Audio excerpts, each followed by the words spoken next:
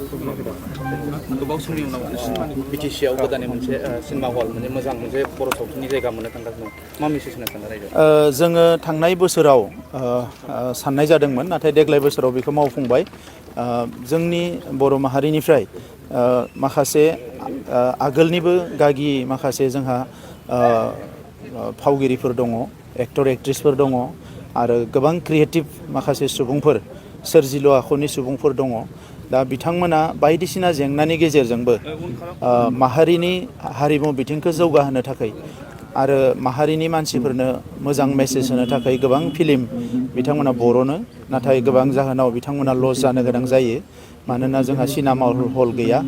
दा बेवहाय मेसेजखौबो नांगौ बायदि हरनो हाया जायो आरो लोगोसे फाइनान्सियेलि रांखान्थि बिथिङाव जेसेबां खरसा खालामो बेखौ बरनफिननायाबो उसुबिदा जायो। दा बिनिखायनो जोंनि सरकारा जिहेतु बर' माहारिनि खोथाखौ साननानैनो जोङो खामानि मावनो फैदों आरो जोंनि राव थुनलाइ हारिमु गुबुन गुबुन बिथिंखौ जोङो जौगाहोनायनि थाखाय हाबाफारि लादों। दा बेवहाय नैबेबो मोनसे जोंनि मैखोम खामानि होननानै जों सानदों आरो बिनिखायनो देग्लाय बोसोरावनो गंबा बिथां जालाख'नि मुङाव आलायारन सिनेमानि बिथां सासे एक्टर आरो बयजोंबो सिबिजानाय टिकेन्द्रजित बिथांनि नार्जारिनि मुङाव जोङो गंबा सिनेमा हल देग्लाय लुनो सानदों आरो गंसे सिनेमा हलाव 2,20 लाख रां खरसा जागोन आरो बियो मोजाङै गोदान टेक्न'लजि जागोन। बेवहाय सिनेमाजों लोगोसे वर्ल्ड काप क्रिकेट नायनो हागोन, गुबुन माखासे प्रग्रामफोर साइन्सनि माबा मोनसे नायनांगौब्ला प्राइम मिनिस्टारनि माबा मोनसे स्पिच, इन्टारनेशनेल स्टेन्डार्डनि माबा मोनसे कनफारेन्स, बे गासैखौबो रायजो राजाफ्रा बेवहाय नायनो हागोन आरो बेबायदि टेक्न'लजिखौ बेवहाय होनाय जागोन। दा बेनिखायनो आं मिजिंथिदों जाय बिथांमोना दिनै गोबां खस्थ' खालामनानै फिल्म बरनगासिनो दङ बिथांमोननि थाखाय बेयो मोजां जागोन आरो बिथांमोनखौ आं खावलायो फैबाय थानाय समाव आरोबाव मोजां फिल्म बरननानै जोंनि सावथुन जि जोंनि बर' सावथुनखौबो नेसनेल इन्टारनेसनेल स्टेन्डार्डआव लांनो हायो आरो जोंनि माहारिनि मुंखौ बिथांमोनाबो गोजौआव लांनो हायो आरो लोगोसे बायदिसिना थासारिफोरखौ फोसाबनायाव गोख्रों माखासे रल लानो हायो। बेखौनो मिजिंथिनानै आं बिथांमोनखौ खावलायनाय जाबाय आरो दिनै रुनिकाटा ओनसोलनि रायजो राजाखौ आं साबायखर बावदों।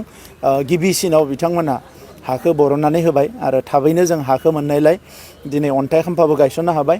गुबुन जिल्लायावबो हाया जानानै दङ। खम समनि गेजेरावनो जोङो गुबुन जिल्लायावबो लुनायनि खामानिखौ जागायगोन आरो रुनिकाटायाव थाबैनो बे सिनेमा हल लुनायनि खामानिखौ जागायगोन। आलायारन फिल्म बेखौहाय बे ओनसोलनि रायजो राजा बा गोदान जेनेरेसननो देखायनो थाखायहाय लायनाय जादोंमोन नोंथांमोननि सोरखारनिफ्राय, खिन्थु दिनैसिम रायजो राजाफ्रा नुवाखै होननानै माबा जागासिनो। जाय बिथांमोना फिल्मखौ बानायदोंमोन आरो जाय बिथांमोना बेवहाय फाव लादोंमोन बिथांमोना बे फिल्मखौ दिन्थिगोन होननानै बुंदों। जोङो सरकार हिसाबै जिहेतु बियो मोनसे माहारिनि प्रपार्टि, जोंनि हारिनिनो मोनसे प्रपार्टि, बे हिसाबै सरकारा जोङो बेखौ जेला मिथिबाय जे बिखौ मुम्बाइआव दोननाय जादों आरो बियो डेमेज जालांनो हासिगौ, बेखौ गोबां बोसोर नायस'नाखै, बेखौ जेला मिथिबाय जों लोगो लोगोनो जोंनि माखासे जोंनि गोसो गुदुं सुबुंफोरजों लोगोसे बिथां जोंदाव बड'सा बिथांनि नेतृत्वआव थिनहरनाय जादोंमोन आरो बेबायदिनो जोङो बिखौ लाफिननानै फैनाय जादों। थांनाय बोसोरावनो बियो सफैदों। दा बिथांमोना हयथ' थाबैनो रायजो राजाफोरनो दिन्थिगोन। आंबो नायनो लुबैगासिनो दङ। दा नंखायनो बिथांमोनखौ आंबो खावलायगोन थाबैनो जाहाथे रायजो राजाफोरनो बिथांमोना दिन्थियो।